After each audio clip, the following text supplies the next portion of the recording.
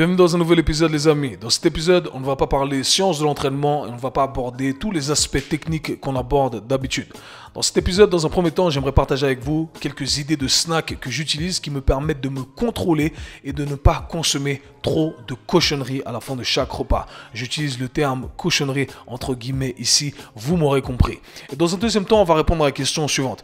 Comment savoir si on peut faire confiance à son docteur? Alors vous savez, les médecins, les docteurs représentent l'instance la plus élevée parmi les professionnels de la santé et lorsqu'ils nous disent quelque chose, eh bien, on a tendance à suivre leurs instructions. S'ils nous disent de faire une certaine procédure, on fait la procédure même si au fond on n'est pas très sûr. Et dans cet épisode, eh bien, j'aimerais vous donner quelques astuces ou du moins j'aimerais partager avec vous le processus de pensée par lequel je passe pour savoir si effectivement je vais suivre les instructions d'un professionnel même si je ne suis pas assez compétent en soi pour challenger ce que cette personne va dire. Ok, donc encore une fois, c'est basé sur des anecdotes personnelles qui m'ont énormément aidé à développer mon esprit critique et j'espère qu'ainsi on pourra développer le vôtre et que ça pourra vous servir bien entendu. Donc commençons directement. Tout comme vous, je suis un professionnel du sport et de la santé, j'ai été athlète moi-même et j'ai tout le temps, depuis un moment, envie de manger des desserts. Je ne peux pas manger un repas sans avoir envie de consommer à la fin une sucrerie, un gâteau, peu importe, un truc chocolaté. Mon truc, c'est le chocolat. Je ne sais pas pourquoi, c'est le chocolat. Donc, j'ai tout le temps envie d'avoir un dessert, ok? Et voilà, c'est pas un problème. Normalement, je peux consommer ça toute l'année. Mais il se trouve que j'arrive maintenant dans une période dans laquelle je suis très occupé, père de famille, j'ai pas trop le temps de m'entraîner, je m'entraîne beaucoup moins, je suis très fatigué, etc. Et du coup, j'ai pris un peu plus de masse grasse que d'habitude et je me dis, ok, là, Kev, il est temps de se reprendre en main, mais je n'ai en aucun cas envie de faire des trucs extrêmes. Vous le savez, pour ceux qui écoutent le K-Sui Show depuis un moment, je ne conseille pas les trucs extrêmes. Si ce n'est pas nécessaire, on ne va pas choisir cette voie-là. Donc, comment on fait lorsqu'on ne va pas choisir des choses extrêmes? Eh bien, on va se positionner de façon intelligente. On va trouver des astuces ici et là qui nous permettent de faire des gains, ok? Et par faire des gains ici, j'entends consommer moins de calories. Rappelez-vous que lorsqu'on prend du poids, on consomme plus de calories que ce que l'on dépense, tout simplement. Il n'y a pas d'aliment qui fait prendre du gras en soi. Il n'y a pas de type d'aliment qui fait prendre du poids en soi, ok? C'est tout simplement consommer plus. Donc à partir de là, eh bien, on comprend que au final, les astuces qu'on va trouver, c'est en fonction de l'individu, bien entendu, ce qui vous correspond. Mais en soi, on n'a pas besoin de se priver de quoi que ce soit. Ok? Donc, comme expliqué, j'ai pas envie de faire de trucs hardcore. Donc, je vais utiliser certaines astuces que j'utilise depuis tout le temps pour faciliter ou pour me contrôler, si on veut, pour que je ne consomme pas tout ce qu'il y a. Parce que vous connaissez un peu, quand on commence à manger un dessert, on prend un chocolat, on prend jamais que un chocolat. On prend 1, 2, 3, 4, 5, on finit toute la boîte, etc. Donc je suis victime de ça également, les gars. Donc ne croyez pas que nous, professionnels du sport et de la santé, on n'est pas victime de ça. On est des êtres humains comme tout le monde. Du coup, j'ai développé quelques astuces que je vais partager avec vous. Dans un premier temps, j'ai les boissons que j'utilise comme astuces qui me permettent de couper cette envie de consommer toutes ces cochonneries. Et dans un deuxième temps, eh bien, j'utilise d'autres aliments. Donc commençons avec les boissons.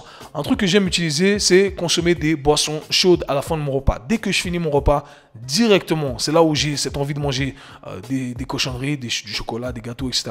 Je me fais directement un thé ou alors une eau chaude dans laquelle je presse un citron et ça calme mes envies de manger, voilà, des trucs. J'ai envie d'un truc sucré. Donc je mets ça, ça me calme directement. Éventuellement, je peux rajouter un petit peu de miel. Ça va pas être très calorique, ça rajoute ce petit goût sucré. Donc soit une infusion, soit tout simplement de l'eau chaude avec du citron pressé, ça fonctionne super bien pour moi.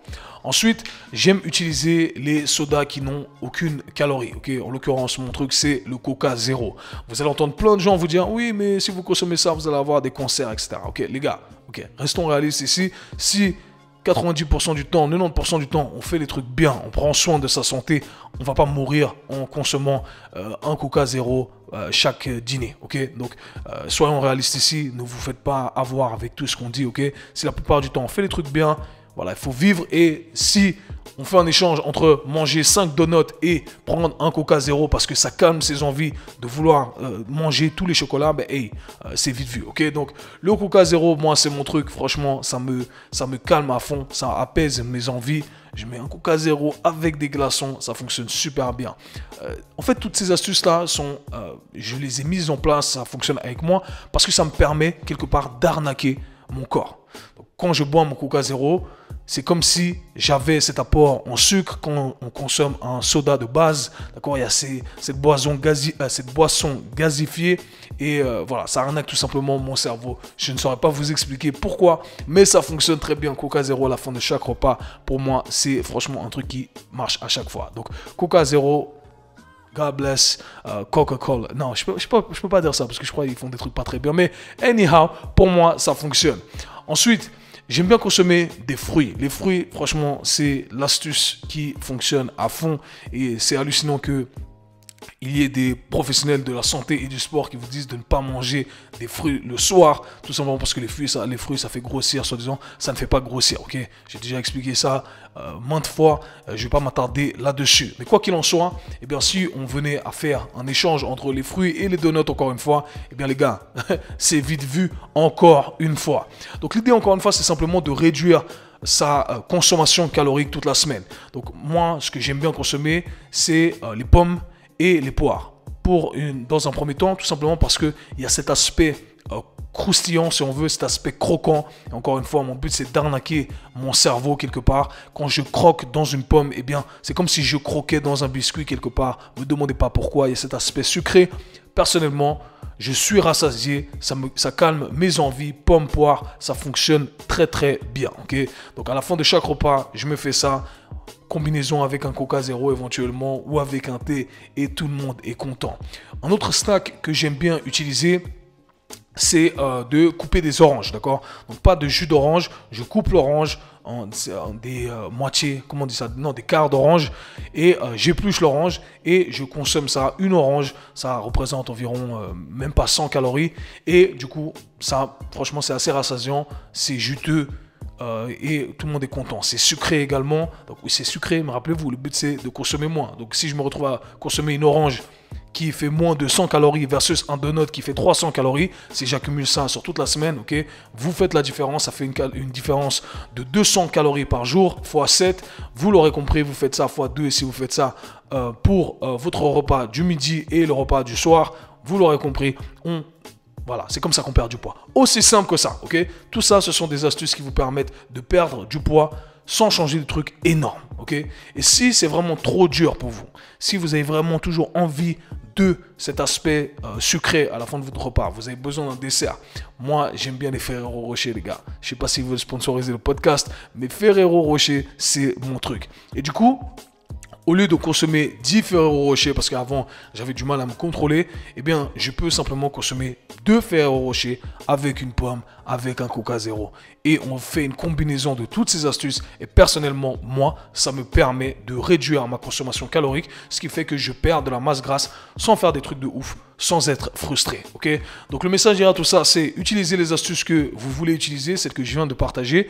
Trouver les snacks qui vous permettent justement de contrôler vos envies, parce que ce sont ces petits détails-là qui font une grande différence à la fin de la semaine. Et quand vous accumulez cette différence sur plusieurs semaines, eh bien vous perdez de la masse grasse sans faire d'efforts, sans être frustré. Et franchement, c'est ça le game, ok? C'est ça le game. Il n'y a pas d'autre façon de le faire. Vous allez entendre des gens vous parler de biohacking, des trucs comme ça. C'est des conneries. On ne peut pas arnaquer, on ne peut pas pirater son corps, ok? Ça n'existe pas, tout ça. On ne peut pas le faire. On peut tout simplement comprendre comment les règles de la physique fonctionnent. On applique tout ça, on trouve des astuces qui nous correspondent et tout le monde est content. Donc j'espère que vous pourrez utiliser ces astuces et ces snacks en votre faveur pour perdre de la masse grasse. Passons maintenant à la deuxième question, un sujet qui est très important pour moi. Pourquoi? Parce que je me suis retrouvé plusieurs fois dans cette situation, moi-même, dans laquelle voilà, les médecins m'ont dit ok, il faut opérer. J'ai eu une première opération à l'épaule gauche. Si j'avais eu le savoir que j'ai aujourd'hui, je n'aurais jamais fait cette opération, tout simplement parce que je n'avais pas le savoir pour questionner ce que les médecins me disaient. Et ce qui est, pour la petite anecdote, eh bien, on voulait m'opérer également à l'épaule droite, et ce n'est que à ce moment-là que j'ai voulu tout remettre en question et je me suis dit, non, attends les gars, c'est pas possible. Il y a un truc que vous faites de faux, ok? Il y a un truc que vous faites de faux. Je suis jeune, je suis sportif, je suis un jeune athlète. Vous me dites que je dois m'opérer de l'autre épaule. C'est pas possible, il y a un truc que vous regardez pas bien, il y a d'autres façons d'approcher le tout. Et c'est là où j'ai décidé d'en apprendre plus sur la santé articulaire, le développement articulaire, etc. Et aujourd'hui, eh bien voilà où j'en suis. Je n'ai eu aucune opération, mon épaule fonctionne très bien. Et encore une fois, mon plus grand regret, c'est d'être passé sur la table opératoire parce que j'en suis persuadé aujourd'hui, je n'aurais pas eu besoin de faire l'opération. Okay? Ça ne veut pas dire que dans certaines circonstances, on ne doit pas faire d'opération, mais ça veut dire que, les gars, il y a d'autres options éventuellement. Il faut approcher le tout, il faut analyser le tout avant de prendre une décision. Et ce qui est très important pour moi de mentionner ici, c'est que il faut faire attention aux spécialistes, parce que souvent, on va voir un médecin généraliste, ensuite il va nous renvoyer chez un spécialiste. Mais le problème avec les spécialistes, c'est qu'ils ont tendance à voir le monde à travers leur lentille de spécialiste. Et quand on voit le monde à travers sa lentille de spécialiste, eh bien le monde devient très fermé. Okay? Il y a un dicton en anglais qui dit « Quand on a un marteau, tout ressemble à un clou. Okay? » Donc en gros, c'est un peu ça le problème du spécialiste. C'est qu'il sait faire un truc, il peut voir un truc et il dit « Ok, s'il y a ce truc-là, eh bien voici ce qu'on doit faire. Okay? » Donc on va voir un spécialiste de l'épaule. En l'occurrence, pour moi, c'était ça. Et il dit, ok, oh, il y a ce conflit-là, eh bien, on doit opérer. Parce que tout ce qu'il sait faire, c'est opérer. Parce que tout ce que le spécialiste voit, il va le voir à travers son expertise. Il ne connaît pas l'expertise externe. Il a beaucoup d'entre eux, je ne vais pas généraliser ici parce qu'il y a de très bons spécialistes, mais beaucoup de spécialistes ont tendance à être fermés, ne voir que ce qu'ils connaissent. Okay? Par conséquent, ils vont vous conseiller ce qui semble être le meilleur truc pour eux. Et rappelez-vous que même les experts ne savent pas ce qu'ils ne savent pas. Donc ils sont experts dans leur petit monde à eux, mais ils ne savent pas tout ce qu'il y a autour, tout ce qui peut éventuellement vous aider. Okay? Donc pour ma petite histoire, eh bien, moi je suis allé voir plusieurs spécialistes de renommée de l'épaule, etc. Et voilà, je dois me faire opérer. Okay? Il n'y a pas d'autre moyen. Soit vous ne faites plus de sport, soit vous faites opérer. Eh bien, vous voyez, ils se sont complètement trompés. Pourquoi? Parce que en fait, ils ne connaissaient tout simplement pas les alternatives à leur spécialité. C'est un peu ça. Si on va voir un chirurgien, ben le chirurgien, ce qu'il sait faire, c'est faire de la chirurgie. Okay? Il ne sait pas faire du développement articulaire, il ne sait pas comment on fait du travail de mobilité, etc. Donc tout ce qu'il sait faire, lui, c'est soit repos, soit c'est condamnation, soit c'est chirurgie. Okay? Et c'est vraiment le problème selon moi. Donc voilà pourquoi il faut aborder les choses différemment. Autre petite anecdote qui m'est arrivée récemment, pas avec moi, mais avec mon fils. Alors pour la petite histoire, il y a un truc qu'on appelle sous la langue, qui s'appelle un frein de langue. Et en gros, si le frein de langue est trop en avant, donc c'est un petit bout de peau qui est sous la langue, eh bien vous ne pouvez pas pousser votre langue trop vers l'avant. Et il se trouve qu'on a remarqué qu'avec mon fils, il avait du mal à se faire allaiter par sa mère. Il avait du mal à manger les premiers mois, etc. Et on se demandait pourquoi. Et quelques mois plus tard, eh bien, on a vu un professionnel, une professionnelle de la santé qui nous a dit, je ne me rappelle plus du titre, voilà pourquoi j'ai ça, qui nous a dit qu'éventuellement, il fallait checker ça, qu'il fallait voir une professionnelle de l'allaitement. Donc, on va voir une professionnelle de l'allaitement. Et cette dernière nous dit qu'effectivement, il a son frein de langue qui est trop vers l'avant et qu'on doit le couper. Donc, moi, il y a ma copine qui m'appelle et qui me dit, ouais, on doit couper sa langue. Je pète un plomb, bien entendu. Comment ça, on doit couper sa langue, etc. Je deviens ouf. Okay? Donc, la première chose que je dis, c'est, et j'espère que c'est le processus par lequel vous allez passer, c'est, ok, on va voir un autre professionnel. Il ne faut jamais se contenter d'une opinion, d'accord? Ne vous contentez jamais que d'une seule opinion. Prenez différentes opinions. Je le dis également dans mon apprentissage, c'est comme ça. Même si j'entends quelque chose qui me plaît, quelque chose qui va dans ma direction, d'accord? Je me dis, ah ouais, ce professionnel-là, ce qu'il partage, c'est totalement juste. Eh bien, je vais faire le travail nécessaire pour trouver une pensée qui va à l'opposé de cette dernière. Pourquoi? Parce que ça va me permettre d'ouvrir mon esprit, ça va me permettre d'en apprendre plus sur le sujet. Éventuellement, en étant exposé à d'autres connaissances qui vont à l'opposé de ce que je croyais être vrai, eh bien, ça va me permettre d'en apprendre plus sur le sujet. Okay? Par conséquent, je serai plus éduqué et je serai plus à même de savoir me positionner, à savoir, ok, est-ce que je dois faire X ou est-ce que je dois faire Y? Okay? Donc ça, c'est la première astuce. Prenez différentes opinions de différents professionnels. Donc c'est la première chose qu'on a fait. On est allé voir différentes professionnels qui nous ont guidés, qui nous ont donné leur opinion, etc. Et finalement, eh bien, je me retrouve face à un dilemme. Avec mon petit, je me dis, ok, est-ce qu'on doit couper ou est-ce qu'on ne doit pas couper? En gros, c'est ça. Ok. Et dans ma vie, c'est aussi simple, c'est une règle d'or que j'applique dans tout. Je l'ai mentionné dans un live que j'ai fait hier d'ailleurs sur YouTube et sur Instagram. En gros, je me pose toujours la question suivante. Est-ce qu'il y a plus de upside ou de downside? Okay? Si je traduis ici, upside, c'est-à-dire est-ce qu'il y a plus d'aspects positifs ou d'aspects négatifs à suivre X procédure, à faire X ou à faire Y. Et à partir de là, j'ai un côté de la balance et j'ai l'autre côté de la balance. Et bien entendu, il y a un aspect émotionnel également qu'il faut mesurer, c'est-à-dire qu'on peut avoir plus d'un côté de la balance et de l'autre côté où il y a moins, mais émotionnellement, ça pèse un peu plus. Donc il y a plein de variables à prendre en considération. Mais pour moi, c'est toujours la question par laquelle je dois, c'est la question que je dois me poser et c'est ce processus par lequel je dois passer. Donc lorsque je me retrouve face à un professionnel de la santé qui me dit « Hey, vous devez suivre cette procédure. Vous devez vous faire opérer de la hanche, du genou, etc. » Ok, je prends différentes opinions. Ensuite, je suis plus éduqué sur le sujet et je me dis « Ok, maintenant, qu'est-ce que je peux faire? Est-ce qu'il y a plus d'avantages à me faire opérer, à ne pas me faire opérer? Qu'est-ce que je peux essayer avant, éventuellement, l'opération ?» Et c'est un peu comme ça qu'on essaie de jauger pour se positionner, ok? Parce que rappelez-vous, il y a toujours des conséquences à nos choix. Donc, peu importe ce que vous allez choisir, il va y avoir des conséquences, ok? Donc ça, c'est vraiment un processus de pensée par lequel on doit passer. Pour revenir sur cette petite histoire de mon fils, ensuite je vous dirai comment on a procédé. Eh bien, ce qui était marrant, c'est que, et c'est un truc auquel il faut faire très attention, très attention, c'est que les professionnels du sport et de la santé sont très bons à créer des liens de causalité et des liens de corrélation là où il n'y en a pas.